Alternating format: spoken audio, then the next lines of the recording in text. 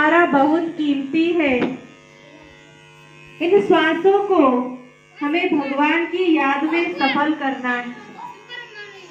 हमारे जीवन में, हमारी दिनचर्या में यदि प्रतिदिन 10 कार्य होते हैं और किसी दिन 11वां कार्य हमें करना पड़ जाए, लेकिन हमने मन में विचार रखा है कि मुझे सिर्फ 10 काम करने हैं और अगले दिन 11वां कार्य आ जाए, तो हम सबसे पहले जो काम छोड़ते हैं वो भगवान का काम छोड़ते, पूजा पाठ छोड़ेंगे, भगवान की मुरली छोड़ेंगे, या तो ध्यान जो योग का टाइम है उसे छोड़ेंगे, बाकी के और कार्य करेंगे। क्यों? हम अपनी दिनचर्या में 24 घंटे का एक दिन होता है। उस 24 घंटे में हम कितना पढ़ते हैं, कितना कहीं जाते हैं, कितना घर का खेत का काम करते हैं, कितना किसी से बात करते हैं। 24 घंटे बहुत होते हैं। और यदि 23 घंटे हम अपने लिए लें, 1 घंटा जो हम मंदिर में घंटा बजाते हैं, वो घंटा किसका प्रतीक है? कि भगवान कहता है कि ये घंटा बजाने से कोई फायदा नहीं, 1 घंटा मेरे नाम का बजा, अर्थात सारे दिन में से 1 घंटा निकालकर मुझे याद करो। क्योंकि हम किसी से भी बात करने के लिए तैयार रहते हैं, लेकिन हम खुद से बात करना नहीं जानते।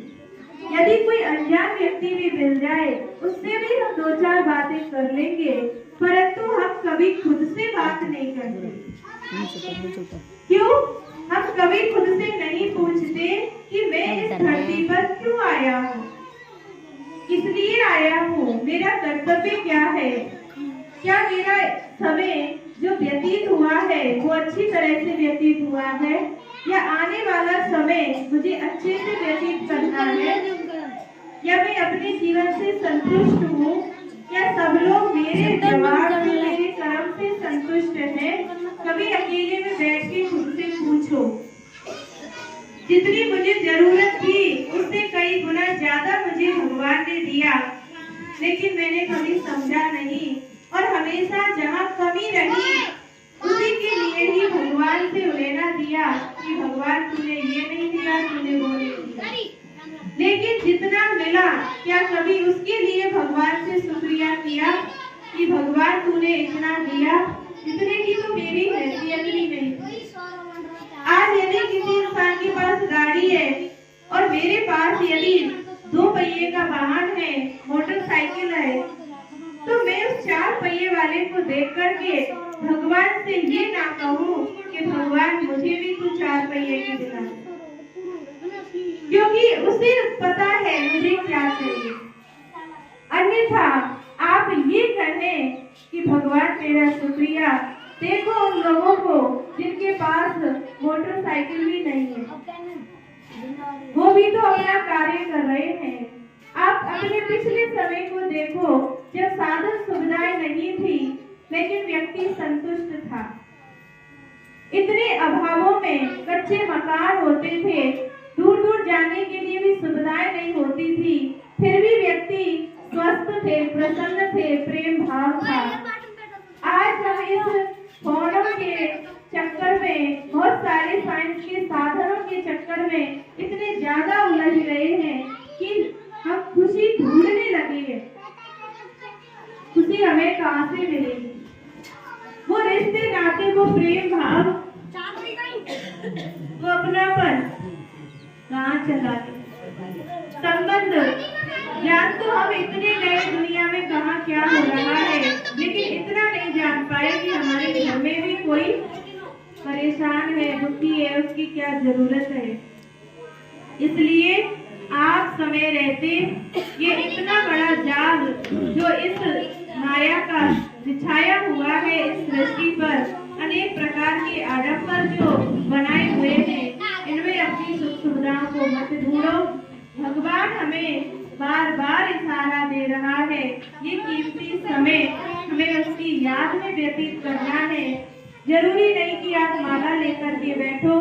दिन में जब भी आप 5 मिनट के लिए फ्री है, 10 मिनट के लिए फ्री है, उसी घड़ी आप भगवान से बात करो। उसको याद करने के लिए कोई मंत्र नहीं है, कोई जंत्र नहीं है, किसी भी प्रकार का कोई ऐसा नहीं है पूजा पाठ की इस तरह से तुम्हें करना चाहिए।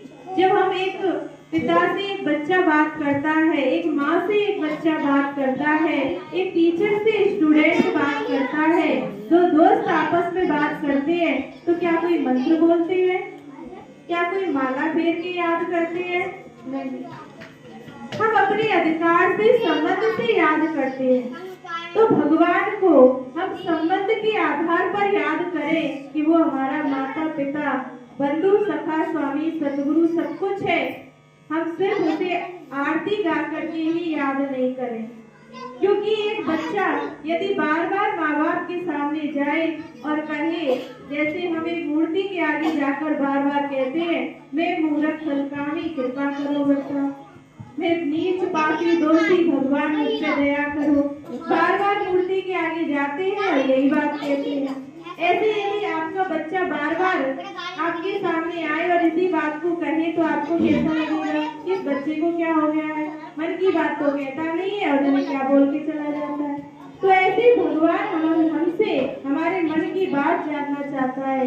तो हम जब भी टाइम मिले, हम समय निकाल कर सुबह नहीं तो शाम सोते टाइम कभी भी उसे आप याद कर सकते हो। ओम शांति।